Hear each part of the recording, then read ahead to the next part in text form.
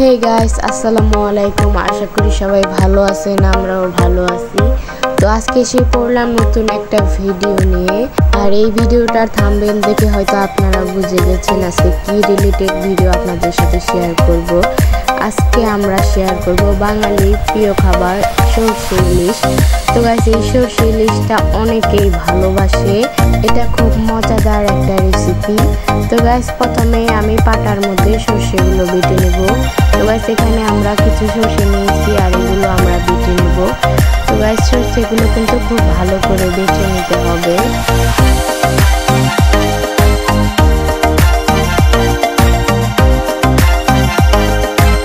তো গাইস, সরষে বাটা হয়ে গেলে এখানে আমরা কিছু পেঁয়াজ দিয়ে দিব। পেঁয়াজগুলো আমরা বেটে নেব। তো গাইস, আপনারা কিন্তু একবার হলেও এই রেসিপিটা ট্রাই করে দেখবেন বাসায়।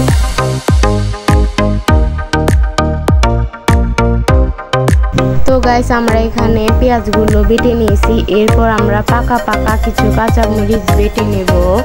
সবাই এটা ঝাল দিয়ে রান্না করার চেষ্টা করবেন, কারণ ঝাল দিয়ে খেতে এটা অনেক ভালো লাগবে। আর এখানে আমরা রসুন দিয়ে দিয়েছি। তো গাইস, ইলিশ মাছ রান্না করার জন্য আমাদের সব কিছু তৈরি হয়ে গেছে। এখন আপনাদের সাথে আমরা ইলিশ মাছ রান্নাটা শেয়ার করব। তো গাইস, আমার মনে হয় যখন ইলিশ মাছের দাম কমে যাবে তখনই আপনারা ইলিশ মাছ এনে এই সরষে ইলিশটা তৈরি করে ফেলুন। এত মজাদার, এত ভালো লাগবে আপনাদের কাছে। তো গাইস, আমি গ্যাসটা অন করে প্যানটা বসিয়ে দিয়েছি। এরপর এখানে আমরা দিয়ে দেব সয়াবিন তেল। তো গাইস, তেলটা হালকা গরম হয়ে যাওয়ার পর এখানে আমরা দিয়ে দেব জিরা। তো গাইস, জিরাটা হালকা গরম হয়ে গেলে এখানে আমরা দিয়ে দেব রসুন কুচি।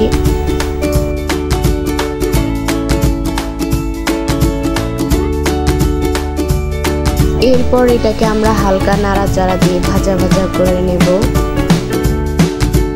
ভাজা করে নেওয়ার পর এখানে আমরা দিয়ে দেব পেঁয়াজ কুচি।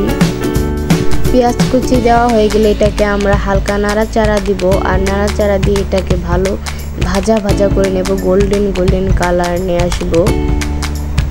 তো গাইস, এখানে আমরা যে কাঁচামরিচগুলো বেটেছিলাম, পাকা কাঁচামরিচ, সেগুলো দিয়ে দিলাম।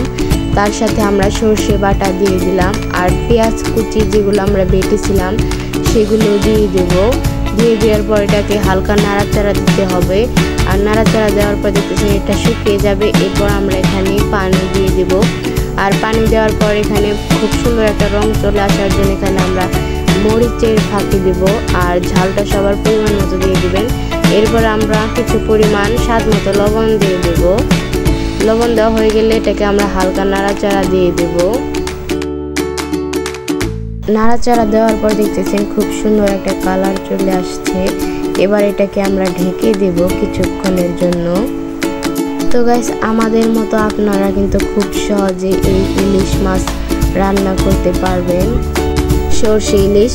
তো গাইস, আমরা কিছুক্ষণ পর ঢাকনাটা খুলে নিয়েছি। আর দেখতেছেন আমাদের রান্নাটা অনেক সুন্দর হয়ে তৈরি হচ্ছে। এটা দেখতে কিন্তু বোঝা যাচ্ছে কতটা লোভনীয় আর এটা খেতে কতটা ভালো লাগবে।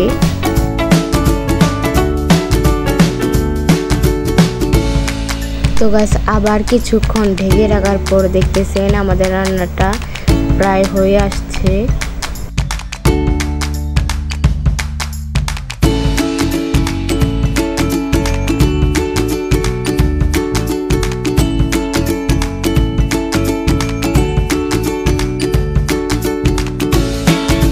তো গাইস, এটা দেখে মনে হচ্ছে এটা কতটা সুস্বাদু লাগবে, কতটা লোভনীয় খাবার। তো গাইস, মশলাটা কষানো হয়ে গেলে এখানে আমরা পানি দিয়ে দিব।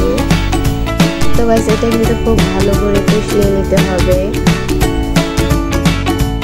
এরপর আমরা এখানে ইলিশ মাছগুলো দিয়ে দিব। তো গাইস, এখানে আমরা একে সবগুলো ইলিশ মাছ দিয়ে দিতেছি।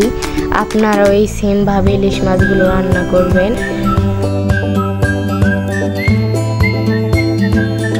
তো গাইস, ইলিশ মাছগুলো দেওয়া হয়ে গেলে আপনারা এটা ঢেকে দেবেন। তো গাইস, আমরা কিছুক্ষণ ঢেকে রেখেছিলাম। এরপর দেখতেছেন আমাদের ইলিশ মাছ অনেক সুন্দর হয়ে রান্না হয়ে যাচ্ছে, সরষে ইলিশ। তো গাইস সরষে ইলিশ খেতে কে কে পছন্দ করেন সবাই কমেন্ট করে জানাবেন। এখানে কিন্তু গাইস আমরা উপরে কাঁচা মরিচ দিয়ে দিয়েছি। কাঁচা মরিচগুলো কিন্তু আমরা কেটে দিইনি, আনাম কাঁচা মরিচই দিয়েছি।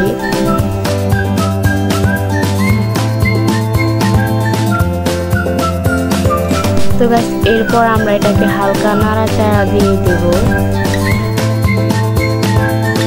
তো গাইস আমার ভিডিওটা যদি আপনাদের কাছে ভালো লাগে তাহলে সবাই লাইক কমেন্ট এবং সাবস্ক্রাইব করে দেবেন, আর পাশে থাকা বেল আইকনটা বাজিয়ে দেবেন যাতে আমার ভিডিও ছাড়ার সাথে সাথে আপনাদের ফোনে নোটিফিকেশন চলে যায়। তো গাইস আমার রান্নাটা কেমন হচ্ছে সবাই তো কমেন্ট করে অবশ্যই জানাবেন। তো গাইস কিছুক্ষণ রান্না করার পর আমার সরষে ইলিশটা পুরোপুরি তৈরি। তো গাইস দেখতেছেন এটা কতটা লোভনীয়, এটা দেখে বুঝতে পারতেছেন। আমার তো দেখে পুরো জিভে জল চলে আসছে। তো গাইস এটা কিন্তু সবাই বাসায় ট্রাই করে দেখবেন, আমার কাছে তো অনেক ভালো লাগছে। আশা করতেছি আপনাদের কাছেও অনেক ভালো লাগবে, যেহেতু এত মজাদার এত ভালো একটা রেসিপি। এটা দেখতেই পুরো লোভনীয় একটা রেসিপি, সবারই ভালো লাগবে। যে একবার খাইবে সে বারবার খেতে চাইবে। তো গাইস আমার ফুল ভিডিওটা দেখার জন্য সবাইকে ধন্যবাদ, আর আমার পরবর্তী ভিডিওর জন্য আমার পাশে থাকবেন। সবাই বেশি বেশি আমাকে সাপোর্ট করবেন। সবাই ভালো থাকবেন, সুস্থ থাকবেন। আল্লাহ হাফেজ।